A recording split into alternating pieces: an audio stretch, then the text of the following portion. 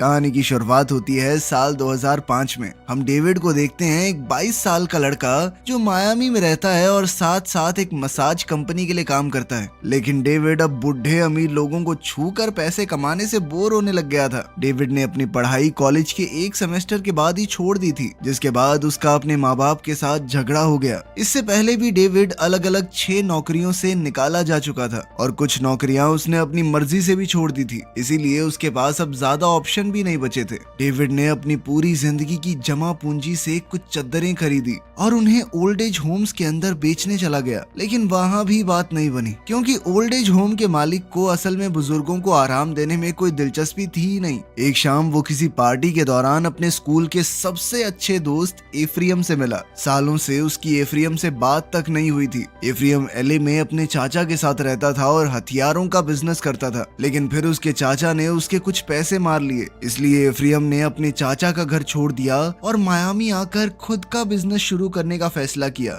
जिसका नाम था AEY। एक साथ गाड़ी में घूमते हुए वो हरा सामान खरीदने के लिए निकले, लेकिन एफ्रियम को उसके डीलर के घर के बाहर घूम रहे कुछ गुंडों ने बेवकूफ बना दिया और उसके पैसे छीन लिए। गुंडों को सबक सिखाने के लिए एफ्रियम ने अपनी गाड़ी की डिग्गी से मशीन गन निकाली और आसमान की तरफ ताबड़तोड़ गोलियां चलाने लगा, जिससे गुंडे डर कर वहां से भाग गए। मगर इस बात का डेविड पर गहरा असर पड़ा, क्योंकि वो लोगों के मुंह से बार बार अपनी बेइज्जती सुनकर थक चुका था और उसे वो लोग अच्छे लगते थे जिनके अंदर खुद के लिए खड़े होने का गुदा हो। अगले दिन डेविड एफ्रियम के ऑफिस चला गया और उसे काम करता देख तो डेविड की नजरों में उसके लिए इज्जत और ज्यादा बढ़ गई। एफ्रियम एक आर्मी ऑफिसर बनकर किसी से बात कर रहा था। ये दिखावा दरअसल इसलिए था ताकि वो पता लगा सके कि उसके कंपटीशन में लोग कौन से कॉन्ट्रैक्ट के पीछे पड़े हुए हैं, क्योंकि एफ्रियम सिर्फ इंटरनेट पर बंदूकें नहीं बेचता, बल्कि वो यूएसए की सरकार को भी बेचता है। एफ्रियम ने डेविड को बताया कि सरकार को बेचने में ही असली पैसा है, और क्योंकि डेविड उसका दोस्त है तो एफ्रियम उसे सब कुछ दिखाने भी लगा कि ये सब कुछ कैसे काम करता है। सरकार की वेबसाइट पर एफ्रियम ने बताया कि ये जो बड़ी बड़ी डील है ना, इनके अंदर नहीं घुसता मैं। ये कॉन्ट्रैक्ट बड़ी बड़ी कंपनियों को ही मिलते हैं, मैं जाता हूँ छोटी मछली के पीछे, और यहाँ पे छोटी डील्स भी करोड़ों की होती हैं और मुनाफा भी बहुत होता है इसमें। फिर एफ्रियम के साथ लंच करने के बाद डेविड घर लौट आया और तभी उसे पता चला कि उसकी बीवी लिज प्रेग्नेंट है। ये खबर सुनते ही वो घबरा सा गया, सोचने लगा कि मैं आने वाले बच्चे का खर्चा कैसे उठाऊंगा। इसके बाद जब डेविड फिर से अपने दोस्त एफ्रियम से मिला तो एफ्रियम ने आगे से कह दिया कि भाई मेरे साथ काम करेगा। डेविड पहले तो सोचने लगा कि यार इस बिजनेस से तो थोड़ा दूर ही रहना चाहिए, मैं नहीं चाहता मेरी वजह से किसी की जान चली जाए। लेकिन एफ्रियम ने उसे अपनी मीठी मीठी बातों में फंसाकर मना लिया और किसी तरह ये यकीन दिलाया कि हमारा ये काम करना किसी जंग को बढ़ावा देना थोड़ी है, और डेविड उसकी बातें मान भी गया। फिर घर जाकर डेविड ने लिज को झूठ बोल दिया कि हम आर्मी को बेडशीट बेचने वाले हैं, इसलिए डेविड के इस नए काम से पूरी तरह खुश हो गई। अगले 6 हफ्तों तक डेविड हथियारों के बिजनेस के बारे में सब कुछ सीखने लगा। डेविड ने सरकार की वेबसाइट पर नजरअंदाज की हुई अच्छी डील्स भी ढूंढी और ईस्टर्न यूरोप में जो लोग हथियार बनाते हैं उनसे बात करने लगा। इस तरह के लोगों को वॉर डॉग्स कहा जाता है, जो जंग के जरिए पैसे कमाते हैं बिना किसी भी मैदान जंग में कदम रखे। एफ्रियम का एक छुपा हुआ पार्टनर भी है, राल्फ शत्स्की, जो मायामी में 14 लॉन्ड्री शॉप्स का मालिक है और एक लोकल बिजनेसमैन भी। राल्फ का काम है एफ्रियन को हथियारों के लिए पैसे देना और बदले में कंपनी का 25% हिस्सा है उसके पास। लेकिन राल्फ को जो 25% मिलता है वो असल में उतना है नहीं, क्योंकि वो लोग इससे काफी ज्यादा पैसे कमाते हैं। साथ ही राल्फ एक पक्का जूइश है। उसे लगता था कि एफ्रियम भी उसके जैसा है, वो कभी इजराइल के दुश्मनों को बंदूक नहीं बेचेगा। लेकिन एफ्रियम हर उस इंसान को बेचता था जिसे बंदूक चाहिए, उसे कोई मतलब नहीं था कौन किसकी तरफ है। खैर, जितना ज्यादा समय डेविड इस बिजनेस में बिताने लगा उतना ही बेहतर होता चला गया वो। और तो और उसने हेनरी नाम के एक बहुत बड़े सप्लायर से भी कांटेक्ट कर लिया, जिसे लोग पिछले 20 सालों से हथियारों का सबसे बेस्ट सप्लायर मानते हैं। फिर एक रात बार में थोड़ा ज्यादा पीने के बाद एफ्रियम ने एक गलत लड़की पर लाइन मार दी और लड़की के बॉयफ्रेंड ने एफ्रियम को बढ़िया मुक्का दिया। फिर दोनों एक रेस्टोरेंट में खाना खाने लगे और तभी उन्हें फोन आया कि उन्हें बेरिटा पिस्टल का कॉन्ट्रैक्ट मिल गया है, जिसमें उन्हें बगदाद में इराकी पुलिस को कई हजार बेरिटा पिस्टल सप्लाई करनी होंगी। कुछ दिन बीत जाने के बाद डेविड और लिज डॉक्टर के पास चले गए और अपने बच्चे को अल्ट्रासाउंड के जरिए पहली बार देखने लगे। जल्द ही उन्हें पता चला कि लिज के पेट में लड़की है, लेकिन डेविड की खुशी का पल बीच में ही टूट गया। जब डेविड को कैप्टन फिलिप सेंटोस का फोन आया, जो कि एक नए कानून को लेकर बेहद परेशान था। इस नए कानून को लेकर इटली से इराक को होने वाली सारी हथियारों की सप्लाई पर बैन लगा दिया गया और अब बेरिटा पिस्टल्स का इराक पहुंचना नामुमकिन सा हो गया था। डेविड को इस नए कानून के बारे में ठीक से पता नहीं था, लेकिन ये काम उसके लिए जरूरी है, इसीलिए उसने झूठ बोलकर सेंटोस को कहा कि सब कुछ कंट्रोल में है सर, चिंता मत करो। खुशकिस्मती से एफ्रियम ने इस समस्या से निपटने का रास्ता ढूंढ निकाला और कहा कि हम पिस्टल को पहले इटली से जॉर्डन भेजेंगे, क्योंकि वो एक ऐसा देश है जिससे हमारा कोई झगड़ा नहीं है, इसलिए पिस्टल को जॉर्डन से इराक भेजना ज्यादा आसान होगा। ठीक उसी रात डेविड और लिज ने अपने घर पर एक डिनर पार्टी रखी, जहां लिज के कुछ दोस्त डेविड को एफ्रियम के बारे में समझाने लगे। उन्होंने उसे बताया कि पैसे चाचा ने नहीं चुराए, बल्कि एफ्रियम ने चाचा से चुराए थे। उन लोगों की बात चल ही रही थी कि तभी एफ्रियम बिना बताए वहां पर पहुंच गया। उसने जैसे ही देखा कि यहाँ पर तो पार्टी चल रही है, उसे बहुत बुरा लगा, क्योंकि उसे तो बुलाया नहीं गया पार्टी में। फिर डेविड उसे अलग से ले जाकर बात करने लगा। उसने समझाया कि भाई ये लिज की पार्टी है, उसके दोस्त हैं, मैंने किसी को नहीं बुलाया। तब एफ्रियम ने उसे बताया कि बहुत बड़ी प्रॉब्लम हो गई है भाई, जॉर्डन के कस्टम डिपार्टमेंट ने हमारी बंदूकों को जब्त कर लिया है। दूसरी ओर कैप्टन सेंटोस को भी ये बात पता चल गई थी और वो उन्हें कॉल करके इस घटना पर जवाब मांगने लगा। साथ ही धमकी भी दी कि अगर डिलीवरी नहीं हुई ना तो मैं तुम लोगों को बैन करवा दूंगा सरकार से, ब्लैकलिस्ट हो जाओगे, कभी दोबारा काम नहीं मिलेगा। अब दोनों के सर पर तलवार लटक रही थी तो उन्हें जल्द से जल्द कोई सोल्यूशन निकालना पड़ेगा। उनकी इस बातचीत को लिज ने सुन लिया। वो घबरा गई जब उसे आखिरकार पता चला कि उसका पति हथियारों का डीलर है। उसने गुस्से गुस्से में डेविड से कह दिया कि मुझे तुम्हारे ऊपर भरोसा नहीं है, तुमने झूठ बोला है मुझे। लेकिन बदकिस्मती से डेविड के पास लिज को और कुछ समझाने का टाइम नहीं था, क्योंकि उसे और एफ्रियम को तुरंत जॉर्डन के लिए रवाना होना पड़ेगा। लेकिन वहां पहुंचने पर उन्हें एम्बेसी से कोई मदद नहीं मिली, क्योंकि जिस प्लेन में हथियार थे वो सरकारी रूल्स के हिसाब से तो एक्सपायर हो चुका है। इसीलिए लोकल्स को रिश्वत देकर अपना सामान छुड़वाने के बाद उन्होंने मालबोरो नाम के एक ड्राइवर से सौदा किया। उसे लोग देश का सबसे बेहतरीन स्मगलर मानते हैं। अब मालबोरो को उन्हें इराक तक ले जाना होगा ताकि वो खुद जाकर बंदूकों की डिलीवरी कर सकें। लेकिन डेविड इस सफर की सुरक्षा को लेकर परेशान होने लग गया। लेकिन एफ्रियम ने उसे समझाया कि ये काम जल्दी खत्म हो जाएगा और सुबह तक हम वहाँ पहुँच जाएंगे। ऑनेस्टली चिंता करने की कोई बात है ही नहीं। आधी रात को वो लोग इराकी बॉर्डर पर पहुंचे, जहाँ कुछ सिपाहियों ने उन्हें रोक लिया। लेकिन मालबोरो ने उन्हें बड़ी आसानी से रिश्वत के तौर पर सिगरेट पकड़ाई और कहा कि ट्रक में कुछ जरूरी सामान है, मैं छोटा सा डिलीवरी वाला हूँ, प्लीज जाने दीजिए भैया। ट्रक वहाँ से निकलते ही डेविड और एफ्रियम चैन से सो गए और जब सुबह उनकी आंख खुली तो उन्होंने देखा कि ट्रक एक सुनसान गैस स्टेशन के सामने रुका हुआ है। जब मालबोरो ट्रक में डीजल भर रहा था तो एफ्रियम थोड़ा हल्का होने चला गया। तभी डेविड को लिज का फोन आया और वो उसे कहने लगी कि मैं समझ गई हूँ तुम हमारे परिवार को लेकर कितने परेशान हो, तभी तुमने ये जोखिम भरा काम शुरू किया है ना। देखो 4 पैसे कम कमा लेंगे, तुम इतनी चिंता मत किया करो और मुझे कभी आज के बाद दोबारा झूठ मत बोलना। डेविड उसकी बात मान गया और साथ ही उसने एक और नया झूठ बोल दिया कि मैं अभी तो एक होटल में हूँ। तभी अचानक से उसे कॉल काटना पड़ा, क्योंकि उसने देखा कि हथियार बंद बागियों का एक झुंड उनकी तरफ आ रहा है। इसलिए डेविड ने एफ्रियम से कहा कि जल्दी से ट्रक में चढ़ जा भाई।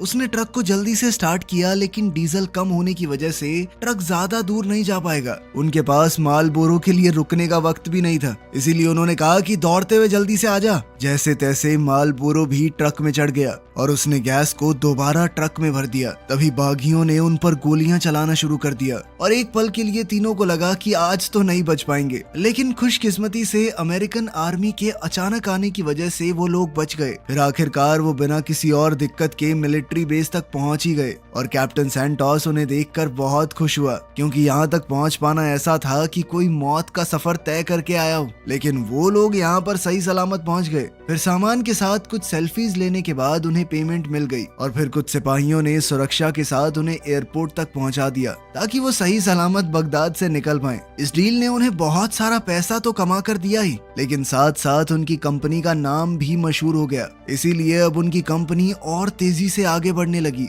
हर महीने उन्हें और ज्यादा पैसे मिलने लगे। उन्होंने 2 एक जैसी दिखने वाली महंगी गाड़ियां खरीदी और फिर एक ही बिल्डिंग में 2 आलीशान घर भी ले लिए। डेविड ने जो चद्दर खरीदी थी ओल्ड एज होम्स में बेचने के लिए, दोनों ने मिलकर उन्हें जला दिया। ये एक तरह से उनका पुरानी जिंदगी को टाटा बाय बाय करने का तरीका था।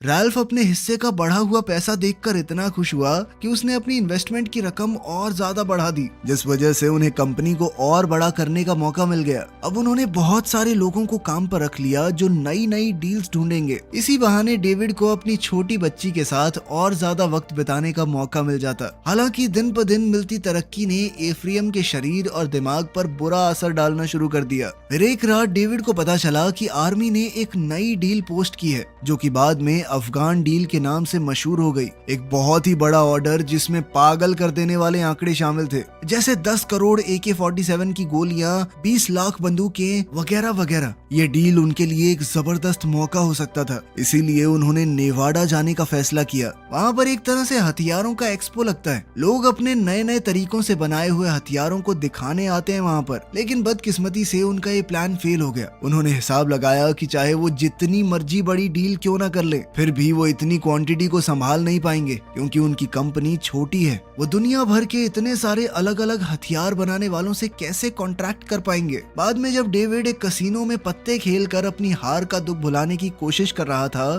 तभी उसके पास हेनरी जेरार्ड आ गया, जिसे लोग हथियारों के कारोबार का बादशाह समझते हैं। तभी डेविड एफ्रियम को लेने चला गया और दोनों हेनरी से एक रेस्टोरेंट में डिनर पर मिले ताकि इस बेहतरीन डील को लेकर बातचीत कर सकें। हेनरी ने कहा कि मैं इस ऑर्डर को पूरा कर सकता हूँ क्योंकि उसके अल्बेनिया में कुछ खास लिंक है। एक ऐसा देश जो सालों तक पश्चिमी देशों पर हमला करने की तैयारी करता रहा लेकिन कभी कर ही नहीं पाया। इसीलिए अब उनके पास लाखों ऐसे हथियार हैं जिनका कभी इस्तेमाल ही नहीं हुआ। इसीलिए अब वो उन हथियारों को बेचकर उनसे छुटकारा पाना चाहते हैं। हेनरी ने कहा कि मैं उन हथियारों को सस्ते में दिलवा सकता हूँ, क्योंकि वैसे भी अगर ये नहीं बिके तो कबाड़ में जाएंगे। इस डील का पूरा होना किसी सपने के पूरे होने जैसा होगा। इसलिए एफ्रियम ने सोचा कि हेनरी खुद इस डील के लिए आगे क्यों नहीं आ रहा। तभी हेनरी ने बताया कि मेरे ऊपर US गवर्नमेंट ने बहुत सारी सैंक्शन लगा रखी हैं। सरकार को लगता है कि मैं आतंकवादियों से मिला हुआ हूँ। इस बात ने डेविड को थोड़ा डरा दिया, क्योंकि वो ऐसे इंसान के साथ काम नहीं करना चाहता। लेकिन एफ्रियम, जिसे बस पैसे दिख रहे थे, वो डेविड को समझाने लगा कि भाई गलत शक भी हो जाता है लोगों के ऊपर, जरूरी थोड़ी है भाई आतंकवादियों से मिला हुआ है। उसकी बातों में आकर आखिरकार डेविड ने भी डील के लिए हाँ कर दी। फिर कुछ दिन बाद दोनों अल्बेनिया के लिए उड़ गए ताकि वो हथियारों को अच्छे से जांच पाएं। वहाँ पर उन्हें बशकिम नाम का एक आदमी ड्राइवर के तौर पर दिया गया। जब वो गोडाउन तक पहुँचे तो उन्होंने गोलियों की काबिलियत को जांचना शुरू किया।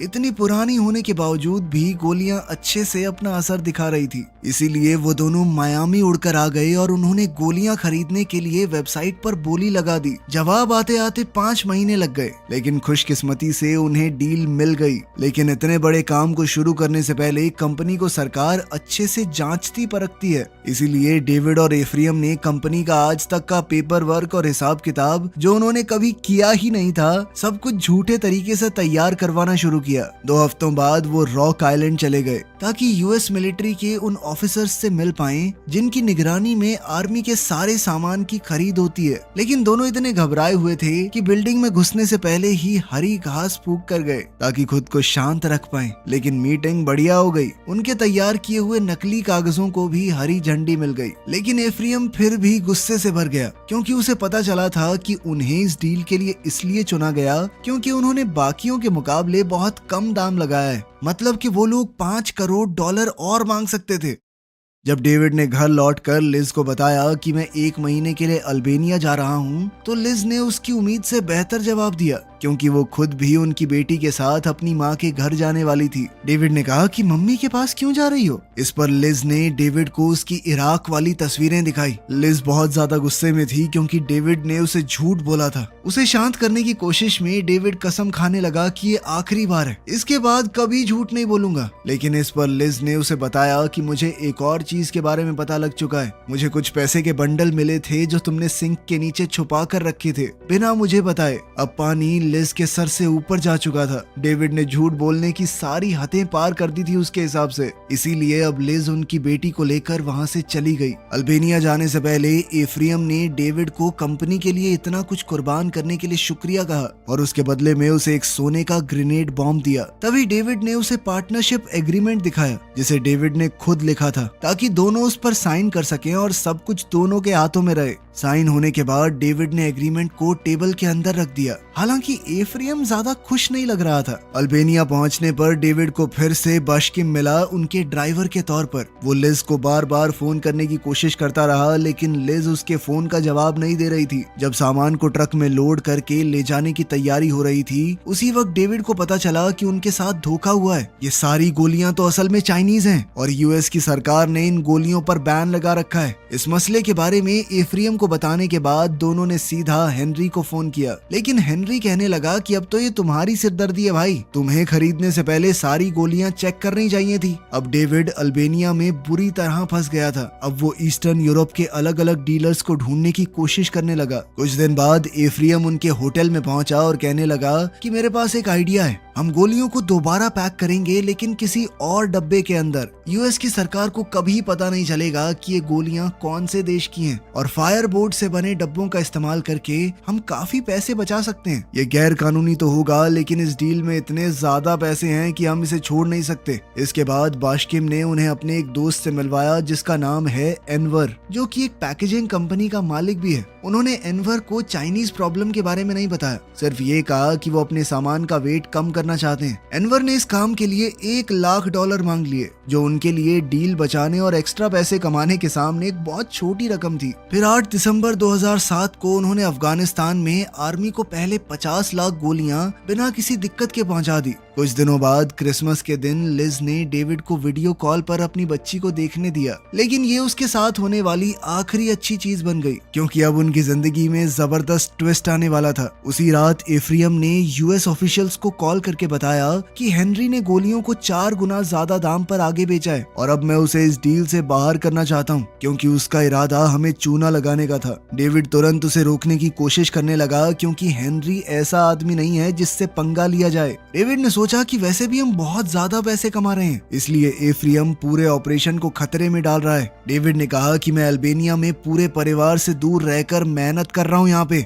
जबकि तू यूएसए में आराम काट रहा है। कभी कभी तो मुझे लगता है कि हम पार्टनर्स हैं ही नहीं, तुम बॉस हो और मैं तुम्हारा नौकर। ये सुनकर एफ्रेम कहने लगा कि भाई मैं तेरी बात समझ गया, मैं प्रॉमिस करता हूँ कुछ नहीं करूंगा। तभी उसने डेविड की टेबल से वो साइन किया हुआ एग्रीमेंट चुरा लिया। साथ ही उसने डेविड से किया हुआ वादा भी नहीं निभाया, क्योंकि कुछ दिन बाद नए साल 2008 की शुरुआत होते ही डेविड को उसके कमरे से किडनैप करके एक सुनसान जगह पर ले जाया गया, जहां 2 गुंडे उसे बेरहमी से पीटने लगे। तभी हेनरी ने उसे बंदूक दिखाकर धमकाया और कहा कि तुम दोनों मुझे मेरी ही डील से बाहर निकालना चाहते हो। फिर एक डरे हुए डेविड ने फैसला किया कि वो मायामी वापस चला जाएगा, इसीलिए वो गोडाउन चला गया अपना सामान लेने। वहाँ एनवर ने उसे बताया कि मुझे अभी तक पेमेंट नहीं मिली और मुझे असली वजह भी पता है कि तुम लोग गोलियों को दोबारा पैक क्यों करवाना चाहते हो। एनवर बहुत गुस्से में था, क्योंकि एफ्रेम उसका एक भी फोन नहीं उठा रहा। लेकिन डेविड ने वादा किया कि भाई मुझे यूएस जाने दे, मैं वहाँ जाते ही तेरे पैसे भेज दूंगा, 1 हफ्ते के अंदर अंदर वापस आऊंगा यहाँ पे बाकी का काम करवाने के लिए। लेकिन जैसे ही डेविड टैक्सी में बैठने लगा तो बाशकिम की पत्नी ने उसे रोक लिया और बताया कि मेरा पति गायब हो गया है और किसी ने भी बाशकिम के बारे में कुछ नहीं सुना, उसकी लाश भी नहीं मिली आज तक। ये सब देखकर तो डेविड ने फैसला कर लिया कि बस एक बार निकल जाऊं यहाँ से, कभी वापस नहीं आने वाला।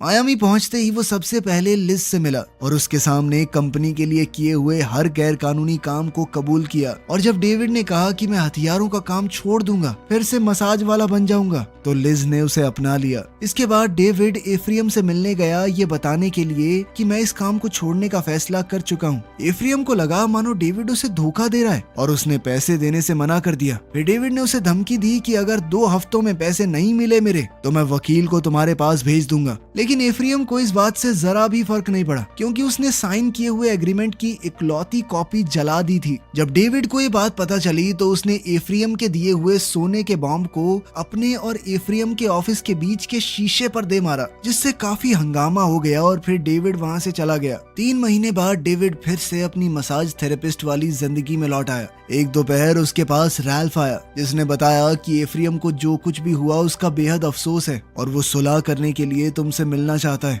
इसके बाद तीनों एक रेस्टोरेंट में मिले। वहाँ एफ्रियम ने माफी मांगते हुए कहा कि मैं तुम्हें 2 करोड़ दे दूंगा। ये सुनकर डेविड को मजाक जैसा लगा, उसे अपनी बेइज्जती लगी, उसे बहुत गुस्सा आया और अब वो राल्फ को उन सभी गैर कानूनी कामों के बारे में बताने लगा जो उन्होंने उसके दिए हुए पैसों से किए थे और किस तरह वो उसे जितना कमाते थे उससे बहुत कम पैसे दिया करते थे। डेविड ने कहा कि मेरे लैपटॉप में सारे सबूत हैं, इसीलिए अगर मैं चाहूँ तो आसानी से एफ्रियम को सड़क पर ला सकता हूँ। लेकिन एफ्रियम को अभी भी ज्यादा फर्क नहीं पड़ा, क्योंकि अगर उसका नाम सामने आया तो डेविड का भी तो आएगा, क्योंकि कंपनी के सारे कागजों पर उसका भी नाम है। और फिर ये मीटिंग बिना किसी समझौते के खत्म हो गई। थोड़ी देर बाद डेविड को न्यूयॉर्क टाइम्स से फोन आया। वो उसके साथ एक इंटरव्यू करना चाहते थे, चाइनीज गोलियां जो दोबारा पैक की गई थी उनके बारे में। लेकिन डेविड ने कहा कि मुझे इस बारे में कुछ नहीं पता और फोन काट दिया। लेकिन अब डेविड परेशान होने लग गया, क्योंकि इसका मतलब था कि जानकारी बाहर आ चुकी है और अब तो वो भी मुसीबत में पड़ जाएगा। लिज से ये वादा करने के बाद कि वो लॉयर को फोन करेगा, डेविड को लिफ्ट में एफ्रियम मिल गया,